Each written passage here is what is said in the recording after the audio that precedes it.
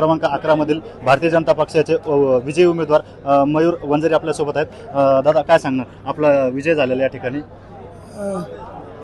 आज आमचे पक्षाचे नेते आमचे नामदार अतुलजी सावे साहेब यांनी माझ्यासारख्या सर्वसामान्य कार्यकर्त्यावर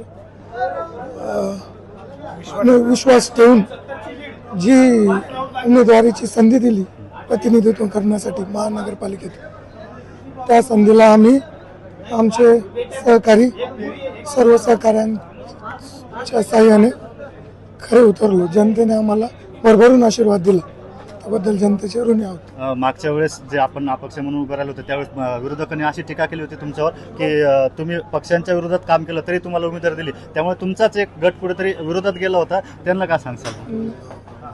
मी त्यावेळेस पण पक्षाच्या विरोधात नव्हतो। नाही, असं एक हे केलं होतं, प्रचार तुमच्यावर एक प्रचार केला होता आपल्या तुमच्या प्रभागामध्ये की एक पक्षविरोधी भूमिका केली तरी मागच्या वेळेस माझा जो फॉर्म होता तो टेक्निकली रिझन मध्ये मागे राहिला होता। ओके, त्यामुळे मागच्या वेळेस काही मी असं ठरवून निवडणूक लढलो नव्हतो।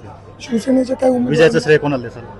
विजयाचे श्रेय सर्व जनता, आमचे सहकारी, आमचे नेते नामदार अतुलजी सावे, डॉक्टर कराड साहेब, खासदार कराड साहेब, शहराध्यक्ष किशोरदादा शितोळे, आमदार संजय केनेकर आणि आमच्या शहरातले सर्व नेते, बसवराज मंगरुळे अप्पा, परत प्रशांतदादा नांदेडकर, आमचे मंडळाध्यक्ष श्रीनिवास देव आणि किरण पाटील प्रभारी। एक शेवटचा प्रश्न, सभागृहात गेल्यावर पहिलं काम कोणतं केलं?